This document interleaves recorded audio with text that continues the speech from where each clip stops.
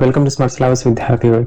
ನಾವು ನಿಮ್ಮ 7ನೇ ತರಗತಿಯ ಗಣಿತ ಭಾಗ 1ರಿಂದ 6ನೇ ಒಂದು ಅಧ್ಯಾಯ ತ್ರಿಭುಜ ಮತ್ತು ಅದರ ಗುಣಗಳು ಈ ಅಧ್ಯಾಯವನ್ನ ತಿಳಿದುಕೊಳ್ತಾ ಇದ್ದೀವಿ.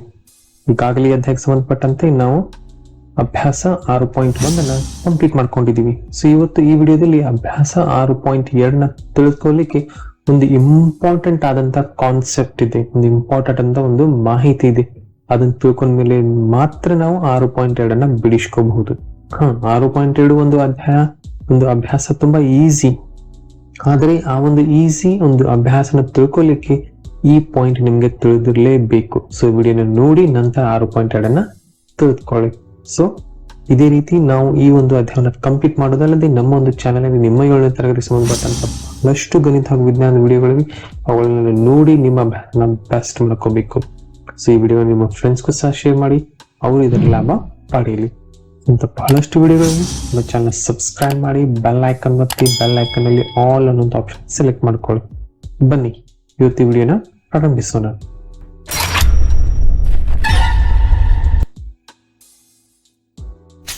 ಸೊ ವಿದ್ಯಾರ್ಥಿಗಳು ತಾವೆಲ್ಲ ಸ್ಕ್ರೀನ್ ನೋಡಬಹುದು. ನಿಮ್ಮ 7ನೇ ತರಗತಿಯ ಗಣಿತ ಭಾಗ 1ರಿಂದ 6ನೇ ಒಂದು ಅಧ್ಯಾಯ ತ್ರಿಭುಜ ಮತ್ತು ಅದರ ಗುಣಗಳು. ಈಗಾಗಲೇ ನಾವು 6.1 ಕಂಪ್ಲೀಟ್ ಮಾಡ್ಕೊಂಡಿದ್ದೀವಿ. ಈಗ 6.2 ತಿಳಿದುಕೊಳ್ಳಲಿಕ್ಕೆ ನಿಮ್ಮ ಒಂದು ಟೆಕ್ಸ್ಟ್ ಬುಕ್ ನಲ್ಲಿ ವಿದ್ಯಾರ್ಥಿಗಳೇ 6.2ಕ್ಕಿಂತ ಮೊದಲು ಒಂದು ಪಾಯಿಂಟ್ ಅನ್ನ ನೀಡಲಾಗಿದೆ. ಏನಪ್ಪಾ ಅಂತಂದ್ರೆ ಅದು ಒಂದು ತ್ರಿಭುಜದ ಬಾಹ್ಯ ಕೋನ ಮತ್ತು ಅದರ ಗುಣ ಅಂತ ಹೇಳಿ. ಸೊ ತಾವು ನೋಡ್ಬೋದು ಇಲ್ಲಿ ಒಂದು ತ್ರಿಭುಜ ABC. ಸೊ ಇದೊಂದು ತ್ರಿಭುಜ, ಇದೊಂದು ಟ್ರಯಾಂಗಲ್. ಈಗ ಈ ಬಾಹು BC ಅನ್ನು ವೃದ್ಧಿಸಿದಾಗ ಅಂದ್ರೆ ಬೆಳೆಸಿದಾಗ ಇದು D ವರೆಗೆ ಬಂದು ತಲುಪುತ್ತೆ. ಆವಾಗ ಇಲ್ಲೊಂದು ಕೋನ ಉಂಟಾಗುತ್ತೆ ನೋಡಿ. ಸೊ ಈ ಕೋನ ಇದು ಬಾಹ್ಯ ಕೋನ. ಬಾಹ್ಯ ಅಂದರೆ ಇದು ಹೊರಗಿನ ಕೋನ. ಸೊ ಈ ಒಂದು ಬಾಹ್ಯ ಕೋನದ ಗುಣ ಏನು ಅನ್ನೋದು ನಾವೀಗ ತಿಳ್ಕೋಬೇಕು. ಸೊ ವಿದ್ಯಾರ್ಥಿಗಳಲ್ಲಿ ಈಗಾಗಲೇ ತ್ರಿಭುಜದ ಒಳಗೆ ಅಂದ್ರೆ ಇದು ತ್ರಿಭುಜ ABC ಯಲ್ಲಿ ಇದರ ಒಳಗೆ ಈಗಾಗಲೇ 3 ಕೋನಗಳು ಉಂಟಾಗಿವೆ. ಇದು ಕೋನ ನಂಬರ್ 1, ಕೋನ ನಂಬರ್ 2, ಕೋನ ನಂಬರ್ 3. ಸೊ ಈ ಒಂದು ಬಾಹ್ಯ ಕೋನನು ಕೋನ 4 ಅಂತ ಗುರುತಿಸ್ಕೊಳ್ಳೋಣ. ತಾವು ಏನ್ ಮಾಡ್ಬೇಕಪ್ಪ ಅಂತಂದ್ರೆ ಈ ಕೋನ ಎಷ್ಟು ಡಿಗ್ರಿ ಇದೆಯಲ್ಲ, ಸೊ ಇಷ್ಟೇ ಡಿಗ್ರಿ ಕೋನವನ್ನ ಈ ಒಂದು ರೇಖೆ ಆಧಾರದ ಮೇಲೆ ತಾವು ರಚಿಸಬೇಕು, ಅಥವಾ ಈ ರೇಖೆ ಆಧಾರದ ಮೇಲೆ. ಸೊ ಇಲ್ಲಿ ಕೋನ ಮಾಪಕವನ್ನು ಇಟ್ಟು ಎಷ್ಟು ಡಿಗ್ರಿ ಕೋನ ಇದೆ ಅಳತೆ ಮಾಡ್ಕೊಂಡ್ಬಿಟ್ಟು ಇಲ್ಲಿ ಕೋನ ಗುರುತಿಸ್ಕೊಂಡ್ಬಿಟ್ಟು ಆ ಒಂದು ಲೈನ್ ಅನ್ನ ಎಳೆಯಿರಿ. ಸೊ ಇಲ್ಲಿ ಕೋನ 1 ಬಂದ್ಬಿಡ್ತು. ಕೋನ 1 ಎಷ್ಟು ಇರ್ತದಲ್ಲ ಅಷ್ಟೇ ಕೋನವನ್ನು ತಾವಿಲ್ಲಿ ರಚಿಸ್ಕೋಬೇಕು. ಇನ್ನು ಇಲ್ಲಿ ನೋಡಿ ಈ ಒಂದು ಕೋನದ ಭಾಗ ಇಲ್ಲೊಂದು ಮತ್ತೊಂದು ಕೋನ ಉಂಟಾಯ್ತು. ಈ ಕೋನ ಎಷ್ಟಿರ್ತದಪ್ಪ ಅಂತಂದ್ರೆ ಇದು ಈ ಕೋನ 2ರಷ್ಟು ಇರುತ್ತದೆ. ಇದರ ಅರ್ಥ ಏನಪ್ಪಾ ಅಂತಂದ್ರೆ ವಿದ್ಯಾರ್ಥಿಗಳೇ, ಈ ಕೋನ 4 ಇದು ಈ ಕೋನ 1 ಮತ್ತು ಕೋನ 2ರ ಮೊತ್ತದಷ್ಟಿರುತ್ತದೆ. ಕೋನ 1 ಮತ್ತು ಕೋನ 2ರ ಮೊತ್ತದಷ್ಟೇ ಬರುತ್ತದೆ. ತಾವು ಆಕ್ಟಿವಿಟಿನ ಮಾಡಿ ಚೆಕ್ ಮಾಡ್ಕೋಬಹುದು. ಇದು 100% ಶೂರ್. ಇದರ ಅರ್ಥ ಏನಪ್ಪಾ ಅಂತಂದ್ರೆ ಒಂದು ತ್ರಿಭುಜದ ಬಾಹ್ಯ ಕೋನ, ಹೊರಗಿನ ಕೋನವು ಅದರ ಅಂತರ ಅಂದ್ರೆ ಒಳಗಿನ. ಸೊ ಅಭಿಮುಖ ಕೋನ, ಅಭಿಮುಖ ಅಂದ್ರೆ ಇದರ ಎದುರಿಗಿನ ಕೋನ, ಇದು ಇದರ ಎದುರಿಗಿನ ಕೋನ. ಅಭಿಮುಖ ಕೋನಗಳ ಮೊತ್ತಕ್ಕೆ ಪ್ಲಸ್ಗೆ ಸಮನಾಗಿರುತ್ತದೆ. ಸೊ ಇದು ನೋಡಿ, ಇದು ಬಾಹ್ಯ ಕೋನದ ಒಂದು ಗುಣ. ಕೋನ 4 = ಕೋನ 1 ಪ್ಲಸ್ ಕೋನ 2. ಇದೆಲ್ಲ ವಿದ್ಯಾರ್ಥಿಗಳ ತುಂಬಾ ಇಂಪಾರ್ಟೆಂಟ್ ಅಂತ ಪಾಯಿಂಟ್. ಫಾರ್ ಎಕ್ಸಾಂಪಲ್ ಇನ್ನೊಂದು ಟ್ರಯಾಂಗಲ್ ಅನ್ನ, ಇನ್ನೊಂದು ಒಂದು ತ್ರಿಭುಜನ ಡ್ರಾ ಮಾಡ್ತೀನಿ ನೋಡಿ. ಈ ತ್ರಿಭುಜ XYZ ಆಗಿರ್ಲಿ. ಇದರ ಬೆಳೆಸಿದಂತ ಒಂದು ಬಾಹು ಇದು P ವರೆಗೆ ಹೋಗಿ ತಲುಪಲಿ. ಈಗ ಇಲ್ಲಿಂದ ಕೋನ ಉಂಟಾಯ್ತು. ಈ ಕೋನವು ಈ ಕೋನ 50 ಡಿಗ್ರಿ ಆಗಿರ್ಲಿ, ಈ ಕೋನ 70 ಡಿಗ್ರಿ ಆಗಿರ್ಲಿ. ಸೊ ಇದು X ಆಗಿರ್ಲಿ. ಸೊ ಇವಾಗ X ಎಂದರೆ ಇದು 50 ಪ್ಲಸ್ 70, 50 ಡಿಗ್ರಿ ಪ್ಲಸ್ 70 ಡಿಗ್ರಿ ಐತಲ್ಲ. ಆದ್ರೆ ಈ ರೀತಿ ತಿಳ್ಕೊಬಾರದು. ಯಾವ ರೀತಿ? ಇಲ್ಲಿ ನೋಡಿ, ಇದೊಂದು ತ್ರಿಭುಜ, ಇದೊಂದು ಬೆಳೆಸಿದಂತ ಬಾಹು. ಸೊ ಇದು PQR, ಇದು Z ಆಗಿರ್ಲಿ. ಇಲ್ಲಿ ಕೊಟ್ಟಂತ ಒಂದು ಕೋನ ಇದು X ಆಗಿರ್ಲಿ. ಇದು 50 ಡಿಗ್ರಿ, ಇದು 70 ಡಿಗ್ರಿ ಅಂತ ನೀಡಿದಾಗ ತಾವೇನಾದರೂ ಇಲ್ಲಿ X = ಇವೆರಡು ಕೋನಗಳ ಮೊತ್ತ 50 ಪ್ಲಸ್ 70 ಅಂತ ಬರೆದ್ಬಿಟ್ರೆ ಅದು ತಪ್ಪು ನೋಡಿ. ಏಕೆಂದರೆ ಇನ್ನೊಂದು ಕೋನವು ಇಲ್ಲಿಯೇ ಇರಬೇಕು. ಸೊ ಈ ಕೋನದ ಅಂದ್ರೆ ಈ ಎಕ್ಸ್ ನ ಪಾರ್ಶ್ವ ಕೋನ, ಬದಿಯ ಕೋನ, ಸೈಡ್ ನ ಕೋನ ಆಗಿರಬಾರದು. ಆ ಕೋನ ಇದು ಪ್ಲಸ್ ಇದು ಕೋನನೇ ಆಗಿರ್ಬೇಕು. ಅಂದಾಗ ಮಾತ್ರ ಈ ಒಂದು ಗುಣ ಸರಿಯಾಗುತ್ತೆ. ತೀತಲ್ಲ. ಸೊ ವಿದ್ಯಾರ್ಥಿಗಳು ಇದಕ್ಕೆ ಸಂಬಂಧಪಟ್ಟ ಒಂದು ಹೊಸ ವಿಷಯವನ್ನ ಇಲ್ಲಿ ತಿಳ್ಕೊಳ್ಳಿದೆ.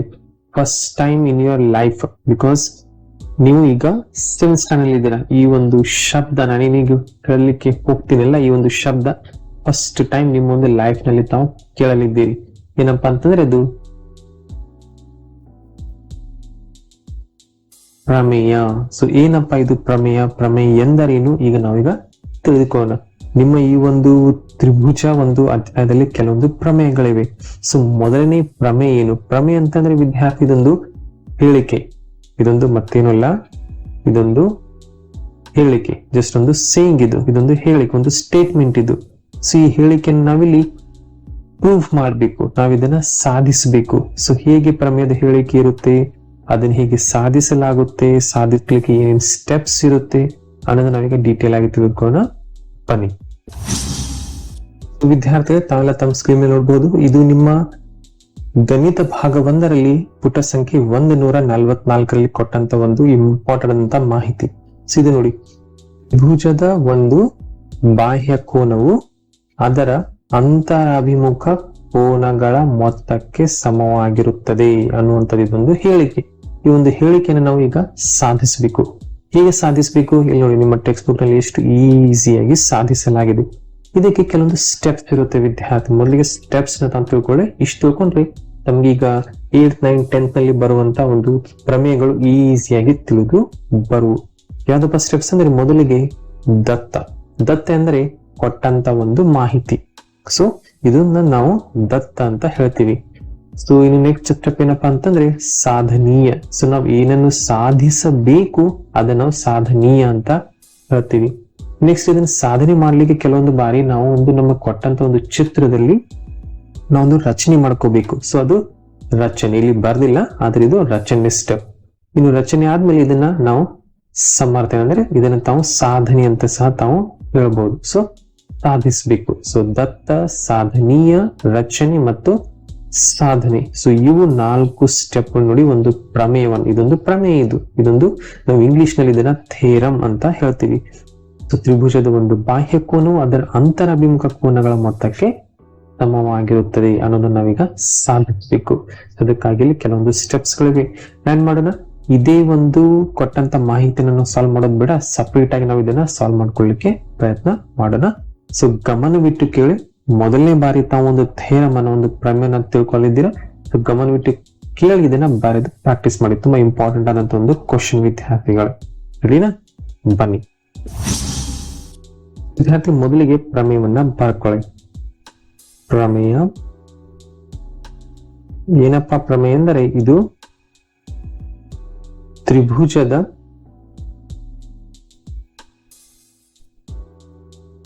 ಒಂದು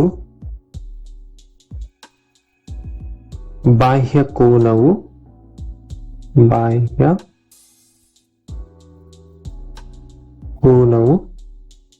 ಅದರ ಅಂತರಾಭಿಮುಖ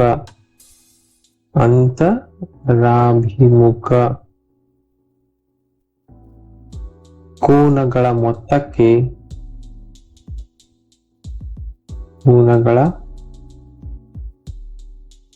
ಮೊತ್ತಕ್ಕೆ ಸಮವಾಗಿರುತ್ತದೆ.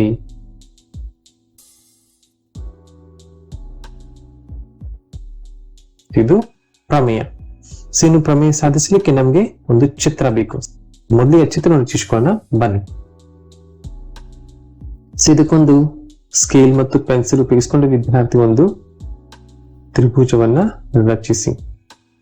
ಸೊ ಇದೊಂದು ತ್ರಿಭುಜ, ಇದರ ಹೆಸರು ABC. ಇದು ತ್ರಿಭುಜ. ಇದು ಇಷ್ಟೇ ಇದೆ. ನೆಕ್ಸ್ಟ್ ಏನೇನು ಮಾಡೋದು ಬೇಡ.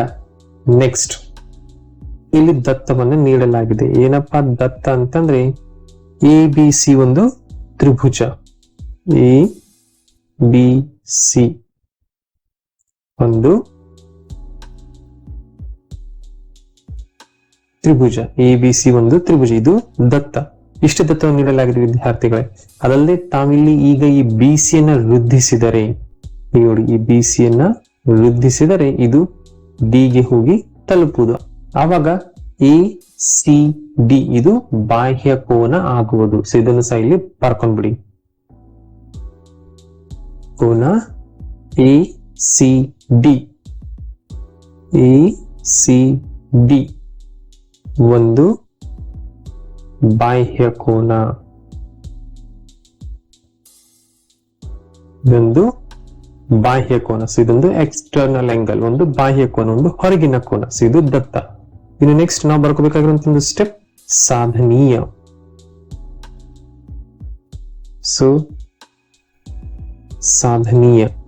ಸೊ ಸಾಧನೀಯದಲ್ಲಿ ವಿದ್ಯಾರ್ಥಿಗಳು ನಾವೇನ್ ಪ್ರೂವ್ ಮಾಡಬೇಕು? ಸಾಧನೆ ಅಂದ್ರೆ ಏನ್ ಪ್ರೂವ್ ಮಾಡಬೇಕು, ಏನ್ ನಾವು ಸಾಧಿಸಬೇಕು.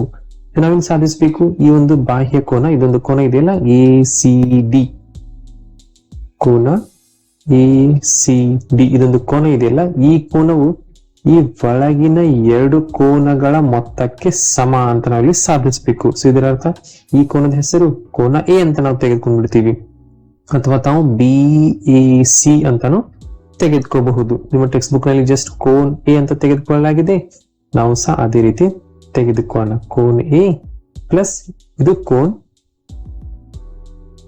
B. So cone A plus cone B. ನಿಮ್ಮ ಒಂದು ಟೆಕ್ಸ್ಟ್ ಬುಕ್ ನಲ್ಲಿ ವಿದ್ಯಾರ್ಥಿಯಲ್ಲಿ M ಅಂತ ನೀಡಲಾಗಿದೆ. M ಅಂದರೆ ತಾವೇನು ಬಹಳಷ್ಟು ವರಿ ಮಾಡ್ಕೊಳ್ಳೋ ಹಾಗಿಲ್ಲ. M ಅಂದ್ರೆ ಮ್ಯಾಗ್ನಿಟ್ಯೂಡ್, ಒಂದು ಬೆಲೆ, ಅಂದ್ರೆ ಒಂದು ಕೋನ್ A ನ ಒಂದು ಬೆಲೆ ಅಂತ ಅರ್ಥ. ಸೊ M ಅಂದ್ರೆ ಮ್ಯಾಗ್ನಿಟ್ಯೂಡ್, ಅದನ್ನು ಬರೆದಿದ್ರು ಸಹ ಓಕೆನೆ. ಸೊ ಈಗ ನಾವು ಸಾಧಿಸಬೇಕಾಗಿರುವುದು ಈ ಹೊರಗಿನ ಕೋನವು ಈ ಎರಡು ಕೋನಗಳ ಮೊತ್ತಕ್ಕೆ ಸಮ ಅಂತ ನಾವಿಲ್ಲಿ ಸಾಧಿಸಬೇಕು. ಸೊ ಅದಕ್ಕಾಗಿ ನಾವೇನ್ ಮಾಡೋಣ, ಇದನ್ನ ಕೋನ 1 ಅಂತ ಹೆಸರಿಸೋಣ, ಇದನ್ನ ಕೋನ 2 ಅಂತ ಹೆಸರಿಸೋಣ. ತಿಳಿತಲ್ಲ? ಸೊ ಕೋನ 1, ಇದು ಕೋನ 2. ಇನ್ನೇನು ಸಾಧಿಸಬೇಕು? ಇನ್ನು ಇದನ್ನ ಸಾಧನೆ ಮಾಡ್ಲಿಕ್ಕೆ ನಾವಿಲ್ಲಿ ಒಂದು ರಚನೆ ಮಾಡ್ಕೋಬೇಕು. ಸೊ ರಚನೆ ಏನೇನು ರಚಿಸಬೇಕಪ್ಪ ಅಂತಂದ್ರೆ ಸ್ವಲ್ಪ ಗಮನ ಇಟ್ಟು ಕೇಳಿ, ತುಂಬಾ ಇಂಪಾರ್ಟೆಂಟ್ ಅಂತ ಪಾಯಿಂಟ್. ಸಿ ಮೂಲಕ AB ಗೆ ಸಮಾಂತರವಾಗಿ ಒಂದು ರೇಖೆ ಎಳೆಯಿರಿ. AB ಗೆ ಸಮಾಂತರವಾಗಿ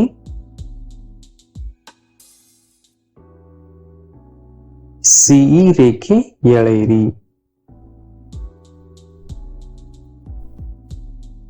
ಸೊ ನೋಡಿ ಏನಿದರ ಅರ್ಥ, ಸಿ ಯ ಮೂಲಕ. ಸೊ ಇಲ್ಲಿ ಸಿ ಇದೆ, ಇದರ ಮೂಲಕ AB ಗೆ ಸಮಾಂತರವಾಗಿ. ಈಗಾಗಲೇ ತಾವು ಒಂದು ಹಿಂದಿನ ಒಂದು ಅಧ್ಯಾಯ ರೇಖೆಗಳು ಮತ್ತು ಕೋನಗಳು, ಆ ಒಂದು ಅಧ್ಯಾಯದಲ್ಲಿ ಈಗಾಗಲೇ ಸಮಾಂತರ ರೇಖೆಗಳ ಬಗ್ಗೆ ಒಂದು ಐಡಿಯಾ ನಿಮ್ಗಾಗಲೇ ದೊರೆತಿದೆ. ಸೊ AB ಗೆ ಸಮಾಂತರವಾಗಿ ಸ್ಕೇಲ್ ಮತ್ತು ಪೆನ್ಸಿಲ್ ಅನ್ನು ತೆಗೆದುಕೊಂಡ್ಬಿಟ್ಟು ಈ ರೀತಿ ಒಂದು ರೇಖೆಯನ್ನ ರಚಿಸಬೇಕು. ಸೊ ಇದು AB ಮತ್ತು ಇದು CE ಅಂತ ಇದಕ್ಕೆ ಸರಿಸಿ. ಸೊ ಈ ರೀತಿ ಒಂದು ರಚನೆಯನ್ನ ಮಾಡ್ಕೋಬೇಕು. ಸಮಾಂತರ ರೇಖೆಗಳು ಅಂದ್ರೆ ಇವೆರಡು ಲೈನ್ಗಳು ಟ್ರೈನ್ ನ ಒಂದು ಟ್ರ್ಯಾಕ್ ತರ ಅನ್ಸ್ತಿರ್ಬೇಕು ನೋಡಿ. ಇದರ ಅರ್ಥ ವಿದ್ಯಾರ್ಥಿ, ಇವೆರಡು ಲೈನ್ಗಳು, ಒಂದು AB ಮತ್ತೊಂದು ಈ EC ಅಥವಾ CE, ಇವೆರಡು ಟ್ರೈನ್ ನ ಒಂದು ಟ್ರ್ಯಾಕ್ ತರ ತಮಗೆ ಕಾಣಿಸ್ತಿರ್ಬೇಕು. ಆ ರೀತಿ ಒಂದು ಸಮಾಂತರ ರೇಖೆಯಲ್ಲಿ ಎಳೆಯಬೇಕು. ಸೊ ಇದು ರಚನೆ. ಈ ರಚನೆ ಅನ್ನುವಂಥ ಸ್ಟೆಪ್ ವಿದ್ಯಾರ್ಥಿ ಎಲ್ಲಾ ಪ್ರಮೇಯಗಳಲ್ಲಿ ಇರೋದಿಲ್ಲ. ಕೆಲವೊಂದು ಪ್ರಮೇಯಗಳಲ್ಲಿ ರಚನೆ ಅನ್ನುವಂಥ ಸ್ಟೆಪ್ ಇರುತ್ತೆ, ಕೆಲವೊಂದು ಪ್ರಮೇಯಗಳಲ್ಲಿ ಇರೋದಿಲ್ಲ. ಸೊ ಇದ್ದಾಗ ಮಾತ್ರ ತಾವು ಅದನ್ನ ಬರ್ಕೋಬೇಕು. ಇನ್ನು ದತ್ತ ಆಯ್ತು, ಸಾಧನೀಯ ಆಯ್ತು, ರಚನೆ ಆಯ್ತು. ನೆಕ್ಸ್ಟ್ ಏನಪ್ಪಾ ಅಂತಂದ್ರೆ ಸಾಧನೆ. ಸೊ ಯಾವ ರೀತಿ ಇದನ್ನ ಸಾಧಿಸ್ಬೇಕು ಸ್ವಲ್ಪ ಗಮನವಿಟ್ಟು ಕೇಳಿ. ಅಂದ್ರೆ ಇದನ್ನೇ ನಾವೀಗ ಪ್ರೂಫ್ ಮಾಡ್ಬೇಕು, ಇದು ಸರಿ ಅಂತ ಹೇಳಿ ನಾವು ಇದನ್ನ ಪ್ರೂಫ್ ಮಾಡ್ಬೇಕು. ಯಾವ ರೀತಿ ಪ್ರೂಫ್ ಮಾಡ್ಕೋಬೇಕು? ಇಲ್ಲಿ ನೋಡಿ ಸ್ಟೆಪ್ಸ್. ಈಗ ತಾವು ಒಂದು ಸಮಾಂತರ ರೇಖೆನ ಎಳೆದಾಗ ಇಲ್ಲಿ ಎರಡು ಕೋನಗಳು ಉಂಟಾದವು. ನಾವು ಈ ಕೋನವನ್ನ X ಅಂತ ಕರೆಯೋಣ, ಈ ಕೋನವನ್ನ Y ಅಂತ ಕರೆಯೋಣ. ಈಗ ತಮಗೆ ನೆನಪಿರಬಹುದು ಇಂತಹ ಕೋನಗಳ ವಿದ್ಯಾರ್ಥಿಗಳೇ, ಈ ಕೋನ ಸಮ. ನೆನಪಿದೆಯಲ್ಲ ಈ ಅಕ್ಷರ, ಇದು Z ಅಕ್ಷರ. ಸೊ ಈಗಾಗಲೇ ತಾವು ಹಿಂದಿನ ಒಂದು ಅಧ್ಯಾಯದಲ್ಲಿ ರೇಖೆಗಳು ಮತ್ತು ಕೋನಗಳ ಅಧ್ಯಾಯದಲ್ಲಿ ಇದನ್ನು ತಿಳ್ಕೊಂಡಿದ್ದಾರೆ. Z ಅಕ್ಷರ ಬಂದಾಗ ಇವೆರಡು ಕೋನಗಳು ಸಮ, ಆದ್ರೆ ಇವೆರಡು ಸಮಾಂತರವಾಗಿರ್ಬೇಕಂದಾಗ ಮಾತ್ರ Z ಅಕ್ಷರ. ಸೊ ಎಂತ ಕೋನಗಳಿವು? ಪರ್ಯಾಯ ಕೋನಗಳು. ಸೊ ಆ ಆಧಾರದ ಮೇಲೆ ಕೋನ 1 ಕೋನ X ಗೆ ಸಮ. ಸೊ ಕೋನ 1 ಇದು ಕೋನ X ಗೆ ಸಮ. ಏಕೆ? ಏಕೆಂದರೆ, ಇದು ಏಕೆಂದರೆ ಅನ್ನುವಂಥದ್ದು ಚಿಹ್ನೆ. ಜಸ್ಟ್ ಈ ರೀತಿ 3 ಡಾಟ್ಸ್ ಬರೆದ್ಬಿಟ್ರೆ ಇದು ಏಕೆಂದರೆ. ಏಕೆಂದರೆ ಪರ್ಯಾಯ ಕೋನಗಳು. ತಿಳಿತಲ್ಲ, ಇವೆರಡು ಕೋನಗಳು ಏಕೆ ಸಮ. ನೆಕ್ಸ್ಟ್ ಅದೇ ರೀತಿ ಕೋನ 2 ಇದು ವಾಯ್ಗೆ ಸಮ. ನೋಡಿ ಯಾವ ರೀತಿ ನೆನಪಿರ್ಬೇಕಲ್ಲ. ಸೊ ಇದು ನೋಡಿ, ಈ ರೇಖೆ, ನೆಕ್ಸ್ಟ್ ಈ ರೇಖೆ, ನೆಕ್ಸ್ಟ್ ಈ ರೇಖೆ. ಸೊ ಈ 2 ಕೋನಗಳು ಸಮ ಅಂತ ಹೇಳ್ತಾ ಇದೀವಿ. ಕೋನ 2 ಕೋನ ವಾಯ್ಗೆ ಸಮ. ಯಾಕಪ್ಪ ಅಂತಂದ್ರೆ ಇದು ಎಫ್ ಅಕ್ಷರ ಹೌದಲ್ಲ. ಸೊ ಎಫ್ ಅಕ್ಷರ ಬಂದಾಗ ಎಂಥ ಕೋನಗಳು? ಅವು ಅನುರೂಪ ಕೋನಗಳು. ನಾವು ಈಗಾಗಲೇ ಹಿಂದಿನ ಅಧ್ಯಾಯದಲ್ಲಿ ಇದನ್ನು ಸಹ ತಿಳ್ಕೊಂಡಿದ್ದೀರಾ. ಸೊ ಆಧಾರದ ಮೇಲೆ ಕೋನ 2 ಇದು ಕೋನ ವಾಯ್ಗೆ ಸಮ. ಏಕೆ? ಏಕೆಂದರೆ ಅನುರೂಪ ಕೋನಗಳು. ಅನುರೂಪ ಕೋನಗಳು. ಆದ್ದರಿಂದ ಈ 2 ಕೋನಗಳು ಸಹ ಸಮನಾಗಿರುತ್ತವೆ. ಈಗ ವಿದ್ಯಾರ್ಥಿ ನೆಕ್ಸ್ಟ್ ಏನಪ್ಪಾ ಅಂತಂದ್ರೆ ಕೋನ 1 ಪ್ಲಸ್ ಕೋನ 2 ಇವೆರಡನ್ನ ಸೇರಿಸ್ಕೊಂಡ್ಬಿಡಿ. ಈಗ ವಿದ್ಯಾರ್ಥಿಗಳ ಇವು ಲೆಫ್ಟ್ ಹ್ಯಾಂಡ್ ಸೈಡ್ ನಲ್ಲಿವೆ ಕೋನ 1 ಮತ್ತು ಕೋನ 2. ಇವು ರೈಟ್ ಹ್ಯಾಂಡ್ ಸೈಡ್ ನಲ್ಲಿ ಕೋನ ಎಕ್ಸ್ ಮತ್ತು ಕೋನ ವೈ. ನಾವು ರೈಟ್ ಹ್ಯಾಂಡ್ ಸೈಡ್ ಕೂಡಿಸ್ಕೊಳ್ಳೋಣ. ಅದೇ ರೀತಿ ಲೆಫ್ಟ್ ಹ್ಯಾಂಡ್ ಸೈಡ್ ಕೂಡಿಸ್ಕೊಳ್ಳೋಣ. ಇದನ್ನ ನಾವು ಕೋನ 1 ಪ್ಲಸ್ ಕೋನ 2 ಅಂತ ಬರೆಯೋಣ. ಅದೇ ರೀತಿ ಇದನ್ನ ನಾವು ಕೋನ ಎಕ್ಸ್ ಪ್ಲಸ್ ಕೋನ ವೈ ಅಂತ ಬರ್ಕೊಳ್ಳೋಣ. ಇದನ್ನ ಸ್ವಲ್ಪ ನಮಗೆ ಅರ್ಥ ಆಗೋ ಹಾಗೆ ಬರ್ಕೊಳ್ಳೋಣ ವಿದ್ಯಾರ್ಥಿಗಳು. ಈ ಸ್ಟೆಪ್ ನೆಸೆಸರಿ ಇಲ್ಲ, ಆದ್ರೂ ತಮಗೆ ತಿಳಿಯಲ್ಲಂದ್ರೆ ನಾನು ಈ ಸ್ಟೆಪ್ ಬರಿತಾ ಇದ್ದೀನಿ. ಯಾವ ಸ್ಟೆಪ್? ಇಲ್ಲಿ ನೋಡಿ, ಕೋನ ಎಕ್ಸ್ ಪ್ಲಸ್ ಕೋನ ವೈ ಈಕ್ವಲ್ ಟು ಕೋನ 1 ಪ್ಲಸ್ ಕೋನ 2. ಜಸ್ಟ್ ಈ ರೈಟ್ ಹ್ಯಾಂಡ್ ಸೈಡ್ ನ ಲೆಫ್ಟ್ ಹ್ಯಾಂಡ್ ಸೈಡ್ ಬರೆಯಲಾಗಿದೆ, ಲೆಫ್ಟ್ ಹ್ಯಾಂಡ್ ಸೈಡ್ ನ ರೈಟ್ ಹ್ಯಾಂಡ್ ಸೈಡ್ ಬರೆಯಲಾಗಿದೆ. ಮತ್ತೆ ತಾವು ಕೇಳಬಹುದು, ಸರ್ ಲೆಫ್ಟ್ ಹ್ಯಾಂಡ್ ಸೈಡ್ ನ ಒಂದು ಬೆಲೆಯನ್ನ ರೈಟ್ ಹ್ಯಾಂಡ್ ಸೈಡ್ ಗೆ ಹೋದಾಗ ಅಥವಾ ರೈಟ್ ಹ್ಯಾಂಡ್ ಸೈಡ್ ನ ಬೆಲೆಯನ್ನು ಲೆಫ್ಟ್ ಹ್ಯಾಂಡ್ ಸೈಡ್ ಗೆ ಕರೆದುಕೊಂಡು ಹೋದಾಗ ಅವುಗಳ ಚಿಹ್ನೆ ಚೇಂಜ್ ಆಗೋದಂತ.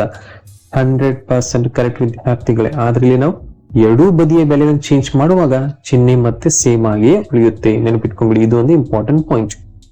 ಇನ್ನು ಈ ಕೋನ ಎಕ್ಸ್ ಪ್ಲಸ್ ವೈ ಅಂದರೆ ಯಾವುದು? ಇಲ್ಲಿ ನೋಡಿ, ಇದು ಕೋನ ಎಕ್ಸ್, ಇದು ಕೋನ ವೈ.